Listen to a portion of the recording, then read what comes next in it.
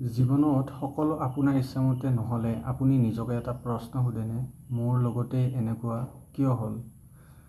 হয়তো প্ৰশ্নটো অলপ সলনি কৰাৰ সময় আহিছে। অৰ্জুনৰ সন্মুখতো একেই কঠিন পৰিস্থিতি আছিল। তেওঁৰ মনত আছিল ভয়, দ্বিধা আৰু ফলাফলৰ চিন্তা।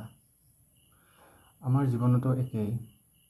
এক্সামৰ ফলাফল, কেৰিয়াৰৰ ভৱিষ্যত, ৰিলেশ্যনশ্বিপৰ সিদ্ধান্ত আৰু আনৰ মতামত। আমি জীৱৰ সম্পূৰ্ণ নিয়ন্ত্ৰণ কৰিবই নোৱাৰোঁ।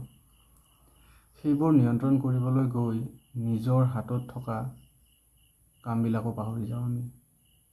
কিন্তু ভগৱদ গীতাত কৃষ্ণই এটা কথা কৈছে যে আপোনাৰ অধিকাৰ কেৱল কৰ্মতহে আছে, ইয়াৰ ফলত নহয়।